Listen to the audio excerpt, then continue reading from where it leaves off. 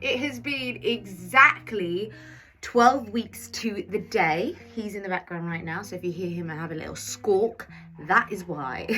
The one thing that got me through everything was this. It was the traditional Chinese medicine placenta capsules. So we had somebody come and take the placenta and stick it into pills. I've already used one placenta capsules, which was the simple placenta capsules, and then follow on is the traditional Chinese medicine. Also, this is really good for postpartum depression. I didn't really suffer from any of it. I think day 3 you have like a rush of emotions, so I just remember being there holding my baby and bursting into tears for no apparent reason. That will come naturally. Don't freak out if that does happen. And I think day 7 was the next outburst. And when I looked at the records, they said that was really, really normal. Yeah, they're handmade for you. They're made from your baby to help you afterwards. I mean, if you think about it, you've just lost a huge organ in your system that has been building for 9 months and it just disappears. And there was one point, I remember coming home after the hospital and somebody bought flowers. My favorite thing to do is dress flowers. I think this is going to be like my second job. So I was designing these flowers and I just felt like this drop. It was like an organ drop. I don't think it was that, but it just felt like a thud in my stomach. Uncomfortable feeling. So I went and had a sit down and I realized I was pushing myself a little too much. I really think the placenta pills massively helped. One thing that you do suffer from after you've had a baby is hair loss. I feel like I've lost a little bit here, as you can see. So I bought some AVEDA hair thinning stuff. And I've just used the Airwrap today, but this is my hair for today after using the Dyson Airwrap. Game changer, and it's so quick when you've got a little one because you don't really have time for anything. You put the baby down. We're giving him 3 hourly feeds at the moment, and so by the time he settles after his 90 minutes of feeding, he's up like 35-40 minutes afterwards. My expert midwife gifted me a whole collection of theirs for like obviously the oil before for stretch marks, baby bump oil for your baby, and SPRITZ bits, and these saved me. I was using really thick pads afterwards because if you've got a graze or a cut, this was epic. I just sprayed it on my pad and then popped it on and it just cooled everything down. It really helped. It's all natural. Everything I'm showing you here is absolutely natural. And I gave up caffeine, which is a massive thing. And now I've been using these energy fizz sticks. These are game changing. They are life. They come in all different flavors. The pomegranate flavor is my favorite, hands down, but they've just released 2 more flavors, which is the mango peach flavor and the pineapple flavor. And it's actually been so refreshing to like quit caffeine. I find it difficult to like not have a coffee first thing in the morning, but I've just been doing lime or lemon water just to like wake up the body, because you have been asleep for 8 hours or 5 if you've had a newborn. These have been great, but I do just like the black coffee in the mornings. Yeah, they've got me through my gigs and put me back on my feet. And actually, funnily enough, I got back to work after 3 weeks postpartum, which is kind of unheard of. And it felt okay. But one thing to remember is using your pelvic floor. So pulling up and then releasing, because I found myself gigging, going to the gig, and then my pelvic floor was getting weak throughout the day. So I have to wear a pad just to, if I have any accidents, which is very natural. And don't beat yourself up over it because you've just birthed a friggin' baby. Next, I've got the incredible Cocoon. Now, I've been wanting the Cocoon for breastfeeding for as long as I can remember. And it's so stylish. Like, you can wear it like this, or you can wear it front ways. And it's by AMMA. It's light enough for the baby to be underneath it. My breastfeeding journey was probably the hardest thing I've had to deal with in my life. I know why they call it a journey now, and at first I was like, it's gonna be fine. The latching for me was absolutely fine. He latched perfectly, the milk was coming in, and I had so much colostrum.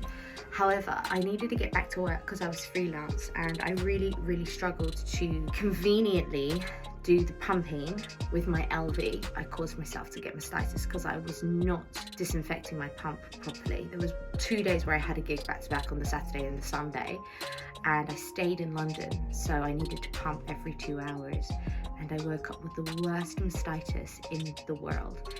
And Rokit was really struggling with digesting my milk, so I tried to change my diet as well. So I was doing alkalining my diet, and this is before I was even on fizz sticks. I cut out caffeine. I was drinking celery juice in the mornings, and he was just not responding well to my breast milk at all. I don't know whether it was a young, undeveloped digestive system, and I'm not asking for people to like come at me with like, it should have been this, it should have been that. And for some reason, every time at night he'd go down really, really well, and his digestive system would be fine when he had the formula. But every time I put him on the breast, for the next hour afterwards, he'd be so uncomfortable. So in the end, we decided to just formula feed, and it was a sad day when I decided that. That was 8 weeks afterwards. So I've only been off breastfeeding for 4 weeks. And yeah, I still really, really miss breastfeeding. I loved the connection between me and my little boy. And if I didn't have to go back to work, if just say Barney was working and I didn't need to go back, I would 100% still be breastfeeding and work with somebody to help him digest the milk better.